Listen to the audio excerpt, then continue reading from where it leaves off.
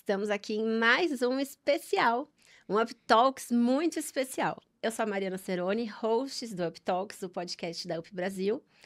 E hoje, gente, a gente vai fazer o especial Dia dos Pais. Acho que quem nos acompanha aí nessas últimas 3 temporadas sabe que um dos nossos episódios de sucesso desse ano foi o especial Dia das Mães. E a gente não tinha como vir aqui falar sobre essa data tão especial. Eu, que tanto falo de maternidade, resolvi usar esse espaço também para a gente falar sobre paternidade. Porque se a gente quer mudar o mundo corporativo e que ele seja mais humano, mais justo, mais bem-estar de verdade, a gente precisa falar sobre os homens também, sobre os pais, especificamente, os pais presentes, os ausentes, os que estão tentando aprender a ser pai, e sobre como o trabalho ainda é um lugar que espera do pai produtividade e doçura zero. Pelo menos eu vou ver o que esse pai acha sobre essa minha percepção. Isso precisa mudar, e para essa conversa eu trouxe o melhor pai do mundo que poderia estar aqui comigo para conversar com a gente. O Roberto Publio, gente, ele é pai. Eu acho que a gente precisa começar por aqui. Fundador da Escola Temporal, LinkedIn Top Voice. Ele também é o criador do perfil Caminhos de Pai no Instagram, que eu virei fã, inclusive. É uma das maiores referências digitais sobre paternidade real no Brasil. E também um dos maiores pensadores sobre masculinidades contemporâneas, conduzindo debates profundos sobre o que significa ser pai, homem e líder em um mundo em transformação. Roberto, obrigada. Roberto veio de longe, gente, para gravar, então obrigada ao quadrado. É uma honra ter você aqui com a gente nesse especial. Eu que agradeço, Mário, o espaço, né? Abrir esse espaço para falar sobre paternidades, masculinidade e que a gente consiga encorajar cada vez mais movimentos. Que a gente, quando a gente fala de paternidade, estamos falando também de equidade de gênero, Uhum. né? A gente vai falar um pouco sobre isso hoje, mas é um assunto que toca no cerne da equidade e abrindo espaço para expandir consciência, o debate sobre esse assunto, a gente consegue talvez impactar também as decisões e escolhas das lideranças, das pessoas, para que a gente possa ter uma sociedade mais justa É e isso. mais igual, né? Então, obrigado pelo espaço, pelo convite. Fiz questão de vir aqui, vindo do interior de São Paulo, mas uma viagem agradável e estou muito feliz de estar aqui. Ai, arrasou. Roberto, a gente tem uma tradição aqui no Up Talks, então todo convidado recebe a mesma pergunta no início. O que é bem-estar para você? Sabe que a minha trajetória, né, a minha mudança depois que meu filho nasceu e eu fiz uma transição de carreira, enfim, o centro da questão toda foi essa indagação para mim também. Acho que há 5 anos atrás eu queria entender um pouco melhor sobre bem-estar. Fui estudar a ciência do bem-estar, a ciência da felicidade, me aprofundar, entender o que de fato significa isso, até cientificamente. Talvez o grande aprendizado que eu tenho tido, eu falo tenho tido porque eu estou ainda aprendendo Uhum. sobre, sempre aprendendo e experimentando, mas para mim é sobre equilíbrio. É sobre não ao excesso e não à falta. É uma busca contínua e em movimento dos equilíbrios da vida, né? Seja o equilíbrio entre trabalho e paternidade, seja qualquer tipo de equilíbrio que a gente possa citar, mas para mim, bem-estar significa uma busca contínua pelo caminho do meio, pelo equilíbrio. Acho que esse lugar que hoje mais representa esse sentido para mim. E quando eu falo equilíbrio, não remete a um equilíbrio estacionário, estático. Uhum. É movimento o tempo inteiro, é movimento em busca de, né? Não é uma coisa que você vai atingir um equilíbrio e ficar lá. Estamos sempre tentando modular as ações de acordo com o contexto, de acordo com o cenário, mas buscando. Então, para mim, bem-estar é busca contínua em movimento de equilíbrio. Para mim, eu acho que o melhor representa esse sentido para mim. Profunda essa definição. Gosto. E, Roberto, se apresenta como pai. Você é pai de quem? Eu sou pai do Davi, de 3 anos e meio, 3 anos e 7 meses agora, e do Theo, de 10 meses. Estou aí, acho que talvez o meu maior ponto sobre paternidade, desde que Davi nasceu, ou até antes, na verdade, né, na preparação, na gestação. Então, mas como pai, né, há quase 4 anos, dedicando, em média, 8 horas diárias com cuidado com os meus filhos, né, e aí cuidar em todos os âmbitos. Então, o que eu me propus a fazer e reorganizar minha vida e minha carreira em torno disso, para que eu possa viver uma experiência imersiva nos cuidados, na paternidade, junto com a minha esposa, com a Aline, ao menos o primeiro setênio de vida dos meus filhos, né? Então, a gente tem uma base ali, uma âncora de antroposofia nos legal. cuidados com nossos filhos. Acreditamos muito na importância dos primeiros 7 anos de vida como a base, a essência fundamental, quando a gente prepara a criança para que possa ir para o mundo. E, então, pelo menos até o Theo fazer 7 anos, essa imersão continuará. E depois disso, a gente vai voltar a se reorganizar buscando continuamente esse equilíbrio que ele nunca é atingido, mas a gente movimenta. Então, esse hoje... E aí, a partir disso, né, da minha trajetória, eu fiz uma transição de carreira quando o Davi nasceu, para que fosse possível exercer esse processo imersivo, acreditando que isso é bom para todos, para o meu filho, para minha parceira, para mim, todos ganham para a sociedade. E o mesmo quando o Theo nasceu, eu me afastei 6 meses da escola temporal, a minha sócia, a Gabriela, hoje que conduz a empresa, e quando eu voltei da licença paternidade do Theo, eu comecei o caminho de pai, trazendo a paternidade também, além da vivência e experiência em primeira pessoa, mas falando sobre isso, né? Encorajando, colocando homens para conversar, para quebrar paradigmas, mitos sobre o assunto e tentar trazer essa pauta à tona e um pouco mais de consciência para esse assunto, para que a gente tenha homens que possam exercer o seu papel de cuidado com seus filhos. Então, o trabalho e a vida pessoal, eles se fundiram definitivamente a partir do Caminhos de Pai, que é um projeto recente e que eu tenho, né, tem me trazido a lugares como esse, né, de muito privilégio e de espaço de fala para falar sobre o tema. Então, um pouco essa da breve história sobre a minha trajetória paterna. Que legal, gente. Tô falando que esse episódio hoje vai render. Admirei sua história, parabéns. Bom, Roberto, o ambiente de trabalho ainda trata o pai como profissional que nada muda, né? Eu acho que a gente tem as evidências desde o que é uma licença paternidade estendida no âmbito CLT aí de benefício. Acho que hoje, até onde eu sei, você vai me falar melhor, mas acho que o máximo que eu vi é 30 dias de algumas empresas.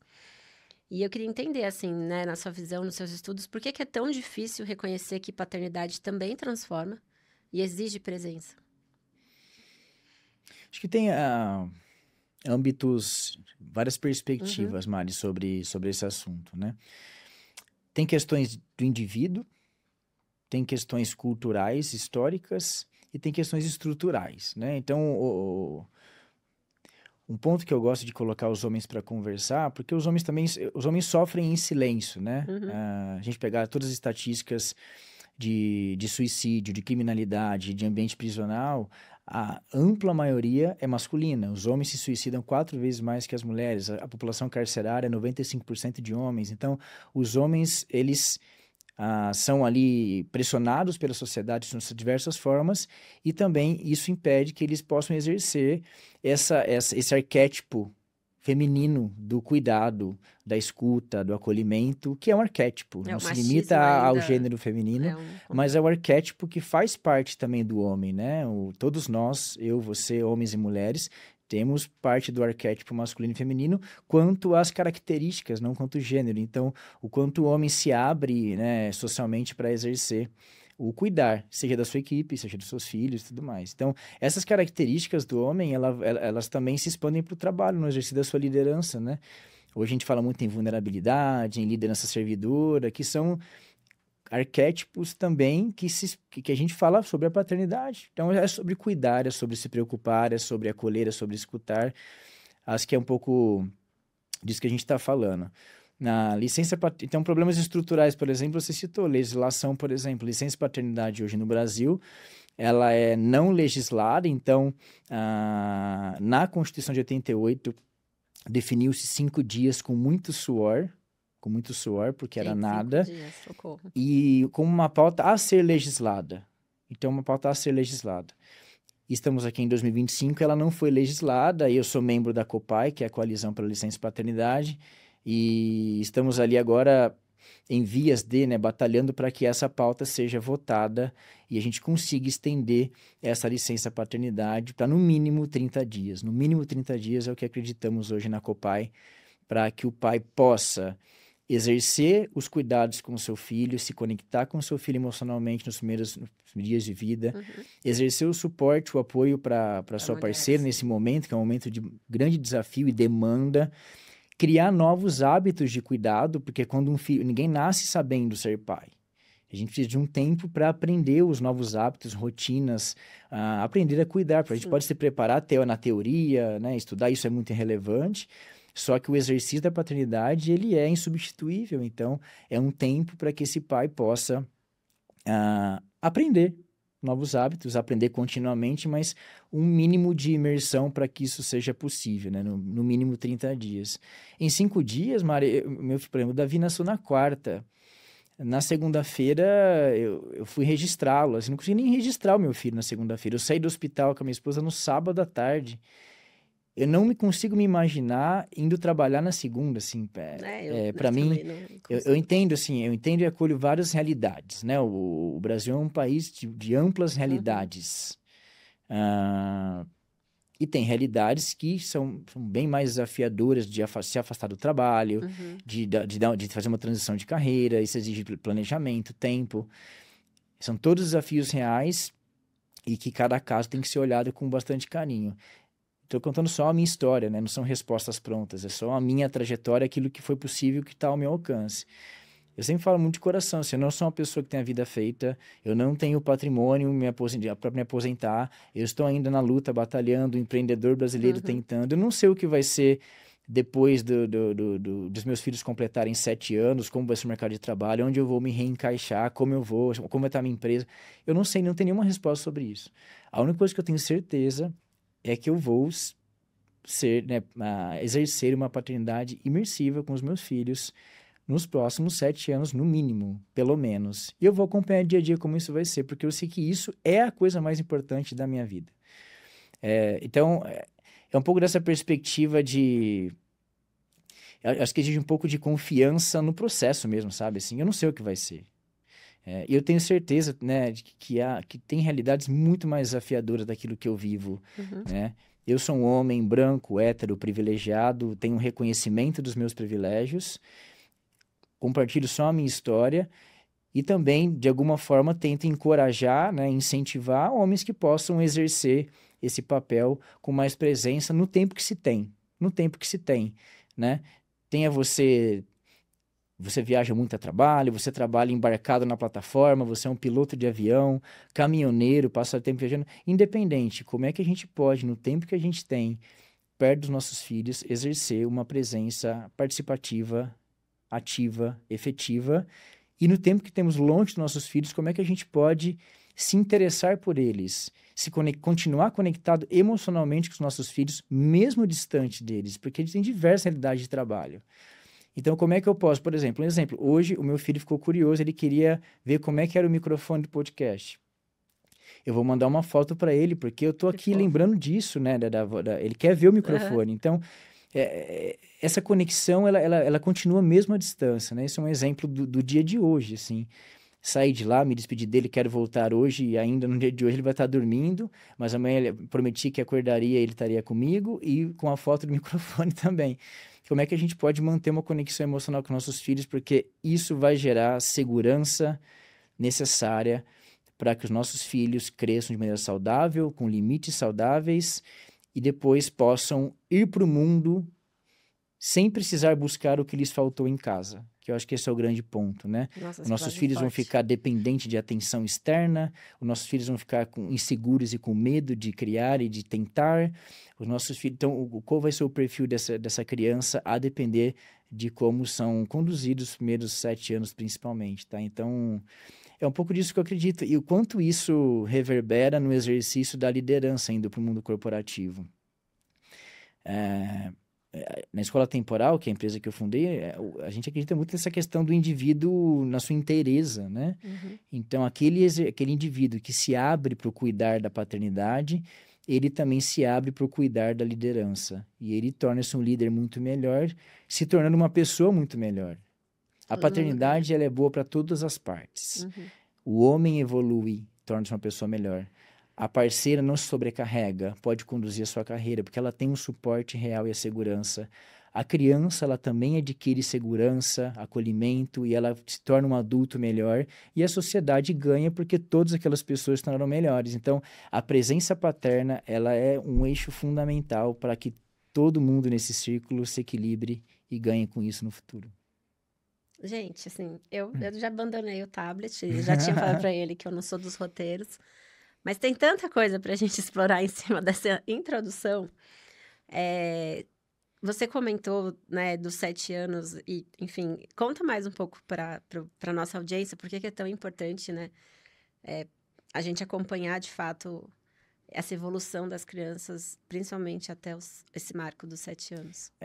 Para mim, o que mais me chama... Eu acompanho a antroposofia há um tempo, como desenvolvimento humano mesmo, né, dos adultos, e comecei a acompanhar mais de perto como isso se traduz na pedagogia também.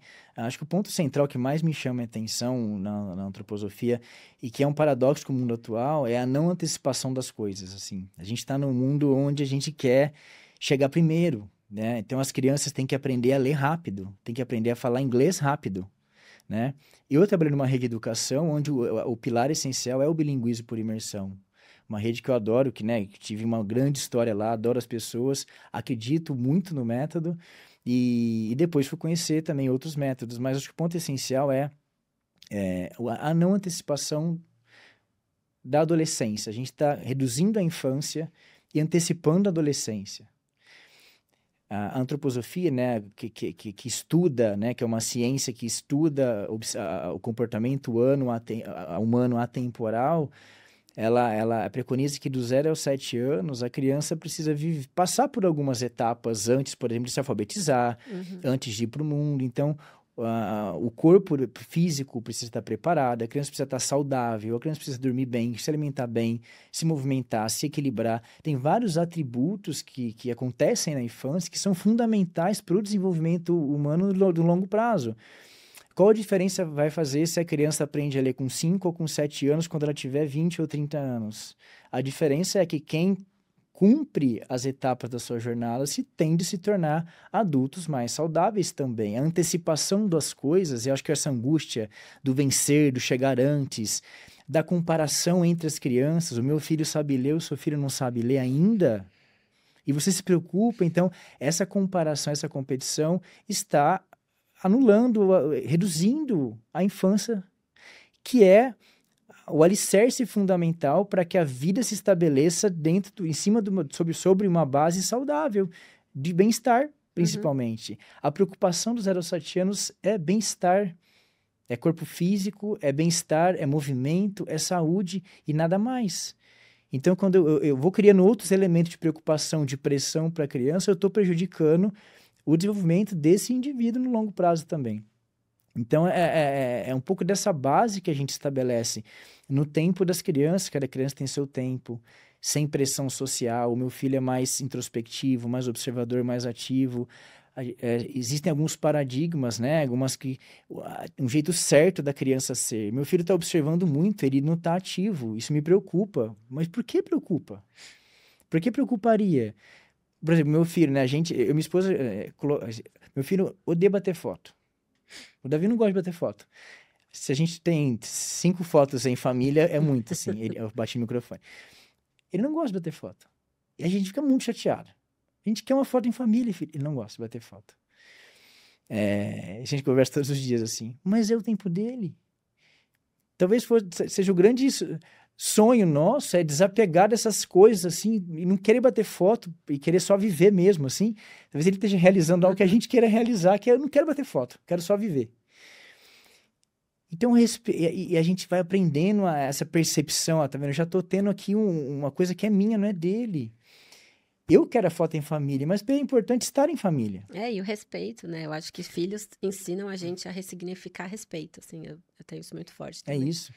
Então, esse é um exemplo de como a gente vai aprendendo também, e errando e acertando, mas eu acho que essa percepção do respeito ao tempo das crianças, na fase que eles estão, respeito às fases, sem antecipação, talvez seja um dos grandes pilares que eu acredito. E aí, para perceber esse tipo de nuance, precisa estar perto, precisa estar interessado. São muitos detalhes. o desenho do seu filho muda, o formato do desenho muda, isso diz muito sobre o desenvolvimento dele. Como é que você acompanha a vida escolar, como é que você acompanha o dia a dia, como é que você acompanha os sonos, a alimentação, as preferências. Isso tudo requer dedicação, requer tempo. É impossível você se tornar pai e a sua vida ser como era antes. É impossível. Aliás, é possível. É Mas aí possível. Você pode terceirizar escolheu. completamente os cuidados com o seu filho. Com profissionais, com a escola, com babás, etc. É uma opção. Eu não acredito nesse tipo de educação, porque ser pai é um movimento, é a grande o convite e oportunidade para que nós possamos nos tornar pessoas melhores. Nós, como homens, como pais. Ele é um portal que se abre para que a gente possa evoluir num papel onde a gente deixa de ser o centro e passa a estar na órbita, servindo o indivíduo. Eu deixo de ser o centro do mundo, né? Uhum. É um convite. A gente pode aceitar o convite ou declinar o convite.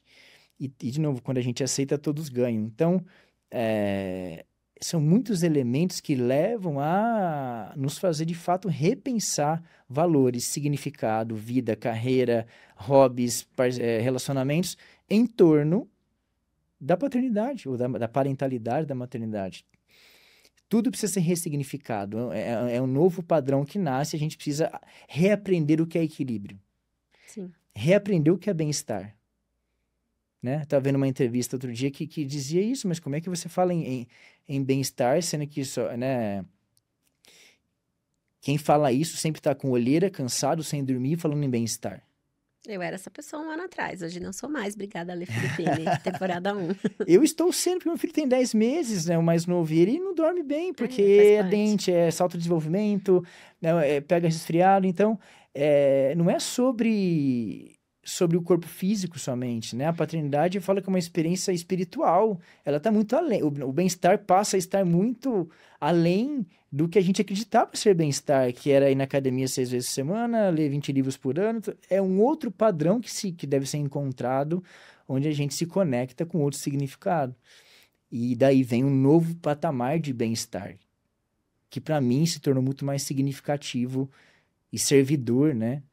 Tá além de mim quando eu me tornei pai. Então, um pouco falando em bem-estar e equilíbrio, né? Esse reencontro do equilíbrio paterno. Ai, gente, tá? Tô segurando a emoção aqui. Esse episódio é bem... Episódios que tocam na gente. Roberto, agora vamos para um papo que é necessário, vai. A gente tá dando a voz aqui da paternidade. Mas você, né, você já falou que é privilegiado, tal, e conseguiu tomar essa decisão e, enfim, até se me permite dar uma opinião também, ninguém sabe o que vai acontecer daqui a 7 anos. Nem o executivo que talvez não tenha mudado a vida dele. Não é certo que daqui a 7 anos ele continue naquela posição. E às vezes, se alguma coisa dá ruim pra ele, ele vai cair na real que perdeu, talvez, os 7 anos dos filhos, né? Então, acho que nas duas... E é o que geralmente a gente mais acontece, escuta, né? Querer voltar no exatamente. tempo e tudo mais. Mas o tempo não volta, tá? Pais que estão ouvindo. Mas aí, o que eu queria entender, assim? Eu entendo que existem outros Robertos no mundo, eu sei disso. Foi difícil achar outros Robertos, mas eu tenho certeza que tem. E aí eu queria entender de você, assim, quais que são as principais violências sutis que acabam recaindo nesses pais que querem exercer essa paternidade ativa? Até para a pessoa do outro lado ali ver se identifica e pode, enfim, contribuir para evitar, né, que tenha essas violências. Olha, eu vou pegar um exemplo prático meu, né, que talvez tenha quase me desencorajado lá atrás. Olha só, né, quando eu comecei minha carreira, comecei na indústria. Sou químico de formação, veja. Como a vida é não linear. E um líder meu na indústria chegou a me dizer, eu no chão de fábrica e tentando reverberar, ecoar esse arquétipo do cuidado, num lugar onde frequentemente o arquétipo é outro, no chão de fábrica, operação, bem rígido e tudo mais. E um líder me disse, ó, eu acho que esse lugar não é para você. Essa frase eu lembro bastante até hoje. Assim. Isso é uma violência não sutil, no caso. É uma violência porque... e não é intencional. Ver que aquela pessoa está reverberando uma cultura que ela teve também. Não é intencional, não quis me ferir. Mas para ela, aquele ambiente era puramente masculino em gênero e arquétipo e e não tem cuidado, a operação tem que ser tratada dessa maneira, não é um processo de escuta, não dá tempo de escutar, saber da vida, não é assim que funciona, então esse lugar não é para você. E por algum tempo eu realmente acreditei nisso, assim, que esse lugar, busquei outras opções, falei, acho que eu tenho que trabalhar em escritório, em outro lugar, a indústria não é para mim. Até que, de alguma forma, eu comecei a experimentar diferente quando me tornei líder na indústria, a escutar mais as pessoas, me preocupar com a vida das pessoas, a trabalhar desenvolvimento humano no chão de fábrica. E eu comecei a ver aquilo retornar em diversas formas de conexão, de lealdade, de confiança, de resultado, de produção, inclusive, de menos reclamações de clientes. Então, eu comecei a me encorajar a partir da experiência. Apesar de ter sofrido uma violência que poderia ter me desencorajado a exercer aquilo que era a minha autenticidade. Isso, por exemplo, nas empresas, isso acontece todos os dias. Todos os dias. Que um homem tenta, em suas diversas formas, em seus diversos tipos, tem trabalho que são 99% masculino, por exemplo. Nas suas diversas formas, tenta se encorajar a, depois de muito esforço, a reverberar uma característica de cuidado, de preocupação, de escuta, sofre bullying, sofre alguma piada, alguma ameaça, e ele se retrai novamente. Ou de outros homens, ou até das mulheres, né? Por exemplo, e nada é intencional, mas tudo vai acontecendo, por isso vira cultural. Acho que o nosso processo aqui é expansão de consciência. Eu costumo trazer esse comparativo, que nós não podemos julgar uma ação do passado com valores do presente. Então, esse lugar aqui não é um lugar de julgar a criação que tivemos dos nossos pais, não é um lugar de julgamento dos nossos pais. Porque na época dos nossos pais, dos nossos avós, os valores eram outros, e eles agiam de acordo com os valores da época. Assim como na época da escravidão, quem vivia naquela época não sabia que isso era uma aberração da história. Era normal naquela época. Hoje, 150 anos depois, a gente fala, meu Deus, mas quem estava imerso naquele sistema, não. Então, não é sobre julgar a nossa criação que está errada, que não. É sobre, ao nos depararmos, né, temos mais consciências dos valores do presente, nós precisamos restabelecer ações no presente. E as ações do presente, a educação, as pesquisas avançam e mostram que a presença, o cuidado, influencia na vida das crianças e na vida dos adultos que essas crianças se tornarão, e na vida da esposa. A esposa adoece menos, ela sobrecarrega menos, na carreira das mulheres.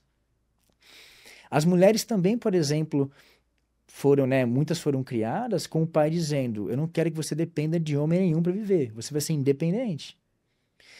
Então, muitas mulheres também se sentem nessa pressão de eu preciso dar conta dos meus filhos sozinha. Preciso trabalhar e dar conta dos meus filhos. Eu não preciso de ajuda de homem. Eu entendo que a autonomia é importante, não precisar é importante. E também, ao mesmo tempo, é mais importante ainda se abrir para que seja feito em conjunto. Dá para criar sozinho? Dá. É melhor criar em conjunto? É melhor. Se é melhor, a gente se abre para isso. E faz em parceria. Então, são nuances históricas e culturais e sociais que vão estabelecendo pequenos discursos de ódio, pequenas intervenções, onde os homens não têm lugar para chorar, para se emocionar, para se expor, para falar dos seus filhos. Os parças na mesa do bar não falam sobre paternidade. Não, imagino que não. Não falam sobre paternidade. Sobre que programas eu fiz com meu filho hoje. Você vê a cara dele, que alegria. Não fala sobre isso. São parceiros de bar, de piadas, de alegria, de futebol, mas os assuntos são profundos, são esquivados ainda.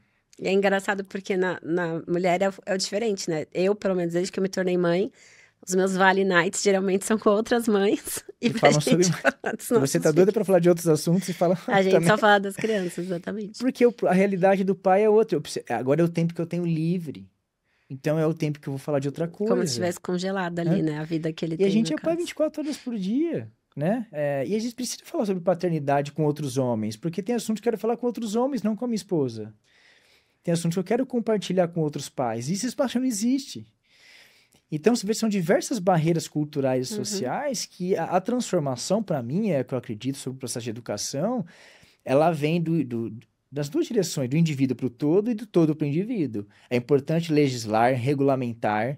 Então, a licença paternidade, ela é um eixo fundamental da Sem equidade de dúvida. gênero, fundamental.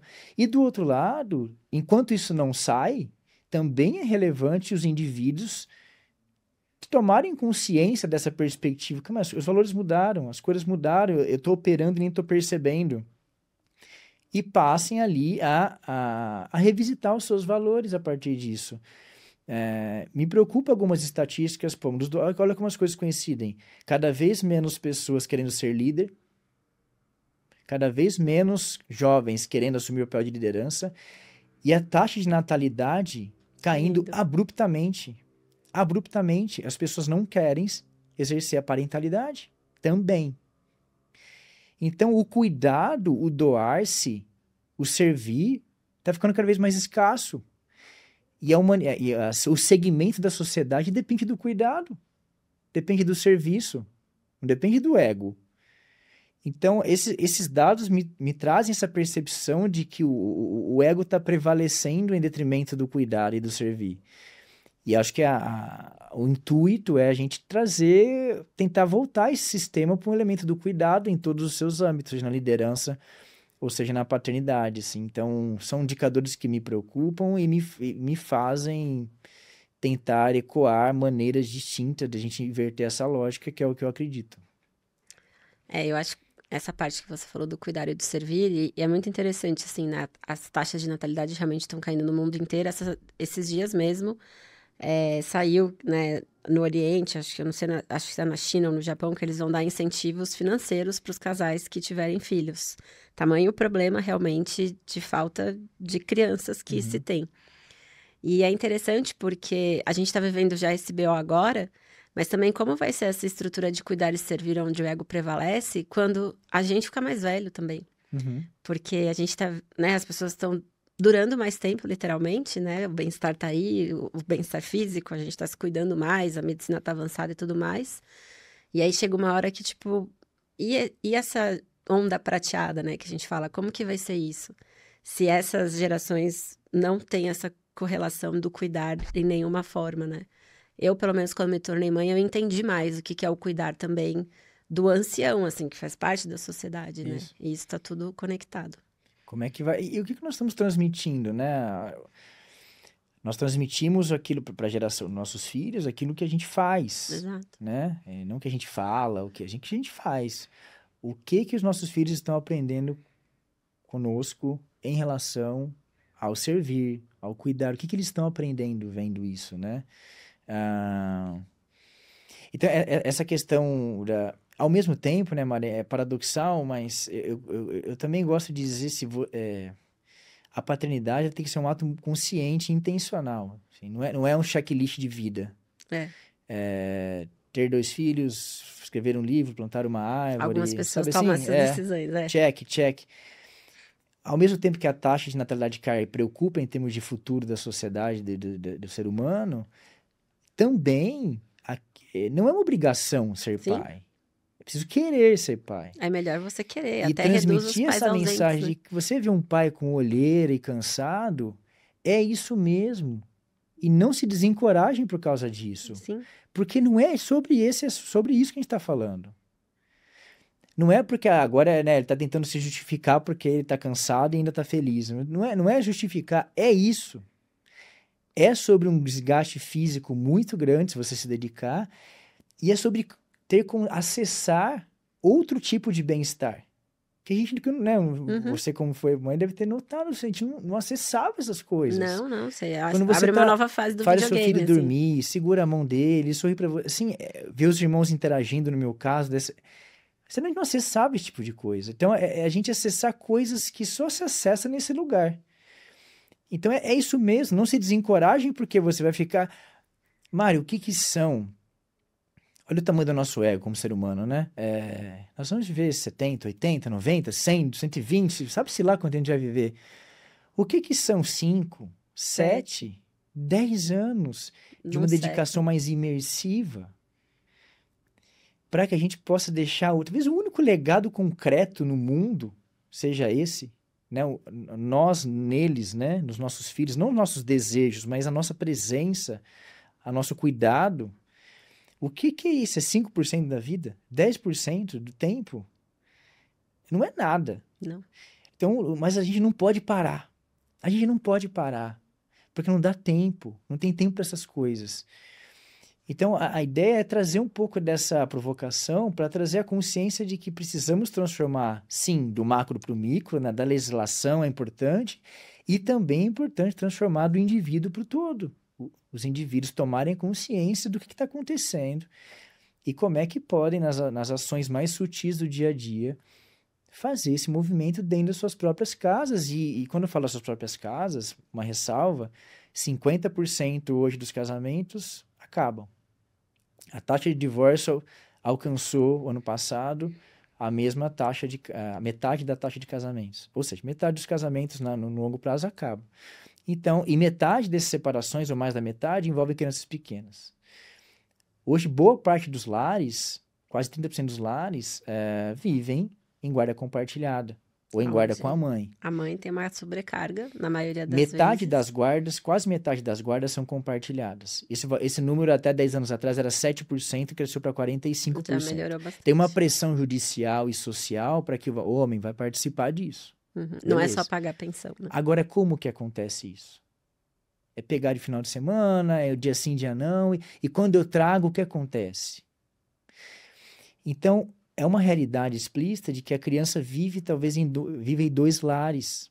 E como isso é feito, com qual qualidade, com qual presença, com qual combinado entre os parceiros, porque é em benefício da criança e não em benefício dos parceiros. Então, ok, a relação não deu certo, tudo bem, mas a criança não tem é o nada a ver foco. com isso, sim. Como é que a gente continua combinando o jogo, os limites, o que pode e o que não pode, a linha educacional, para que a criança se sinta segura nos 2 lares? E não porque de segunda a sexta é rígido e sábado e domingo é fast food, legal, sabe assim? Sim. Porque eu preciso compensar a minha ausência, eu preciso ser legal, uma parte é chata, a outra é legal. A criança fica cresce num ambiente de ultra imprevisibilidade e insegurança. Então isso não é bom para ninguém, né? Então isso aqui olha só, o que era exceção virou regra, né? Uhum. Crianças em ambientes de pais separados é metade da população, praticamente. Então, como é que a gente lida com isso também? E, de novo, independente. É possível mudar as suas prioridades, seus valores, para que você possa exercer juntos, separados, viajando, não viajando, do seu jeito, no seu estilo de vida, a conexão emocional e interesse genuíno pelos seus filhos. Gente, bom, daria para fazer uma minissérie com 4 episódios no mínimo, com o Roberto aqui falando com a gente. Mas eu tenho que ir para o quadro Up Indica. O Up Indica, então, é o momento que você indica um conteúdo, pode ser qualquer tipo de conteúdo, livre, série, experiência, o que você quiser, que ajudou a ressignificar a paternidade. Nossa, difícil essa, hein? Pois é. O @Caminhos de Pai Com certeza. É um canal legal. Já tá seguindo? Você já deixou o like? Me conta aí como que é o seu tipo de paternidade. Sigam @Caminhos de Pai, Escola Temporal também. Para mim, assim, acho que eu vou repetir esse ponto, assim. Eu me preparei para essa experiência. Mas nada substitui a prática, a vivência. Uhum. Então, se eu pudesse sugerir um tipo de vivência para você que já é pai. E assim, já foi, meu filho tá grande, tá pequeno, não interessa, assim. Viva uma experiência o mais imersiva que você possa vivenciar como pai. Porque não adianta explicar. Você Tem que lê. viver. A gente pode. E de novo, a educação é importante. Mas mais do que indicar uma leitura, um vídeo, viva a experiência. Passe mais tempo com o seu filho. Viva a sua paternidade. Se interesse pela vida do seu filho. Estando você perto ou longe dele, viajando, se interesse pela vida do seu filho. São tantas nuances, tantas possibilidades. Então, se eu pudesse recomendar alguma coisa hoje é viver a experiência. E quem ainda não é pai, que tenha que seja conscientemente pai, que seja pai por intenção, mas que não se desencorajem ao ver o desgaste físico da parentalidade nos primeiros anos de vida. Porque isso, acredita em mim, isso não é relevante. Isso é pouquíssimo relevante. É 10% do tempo da sua vida, no máximo. É pouco relevante. Porque você vai sobreviver algumas noites sem. Fique tranquilo. Teve vai baladas que você já deu PT piores que vai uma noite mal sobreviver. dormida Não vou sair pra como jantar pai. fora por um... Nossa, assim, não Tá faz tudo falta. bem. Hoje Eu tem também delivery. gostava de jantar fora, de micaretas, de me exercitar bem. E de... Adoro e continuo adorando. E esse... Vai voltar, uma hora volta. vai se... Eu falo que nada volta. É, E vai vai se ressignificar. restabelecer um Sim. novo equilíbrio. Já está restabelecido, daqui 7 anos se restabelece outro, e daqui 15 anos outro, e quando tiver 60 outro, e vai se restabelecendo o equilíbrio. Uma coisa que eu aprendi, Mari, assim, que me fez muito sentido quando eu tive o Davi, eu fiquei por alguns meses, eu e minha esposa, numa grande angústia, tentando restabelecer o passado. Quando que a gente vai voltar a se exercitar 6 vezes por semana? Quando que a gente vai voltar a meditar? Quando a gente vai voltar a ler, a estudar, a aprender? Quando a gente vai voltar? Não vai voltar. Quando a gente entendeu que não é para voltar. É um outro equilíbrio. Reorganize a sua vida. Porque tem um elemento aqui que é fundamental na sua existência. Ressignifique isso. Então, não vai voltar. Mas a dica, a sugestão é exerça ou se encoraje a exercer no seu modo de vida, na sua possibilidade atual, na sua realidade de trabalho, de vida, uma paternidade mais conectada, com interesse genuíno. Viva isso, sinta isso, para que você possa se abrir para um universo que vai ser totalmente novo de descoberta. Então, e o tempo não vai voltar, né? Não. Então, quanto antes você conseguir dar primeiros passos, faz sua filha dormir, conversa 10 minutos com ele ao invés de ficar rodando a tela do celular antes de dormir, ou ele ficar rodando a tela do seu celular, brinca 10 minutos com ele, toma café, almoça, janta, crie momentos do dia a dia ordinários, sem grandes eventos. Hoje é o dia do papai, não precisa disso. Às vezes 10 minutos de brincadeira faz Várias diferença. ações ordinárias do dia a dia, comuns.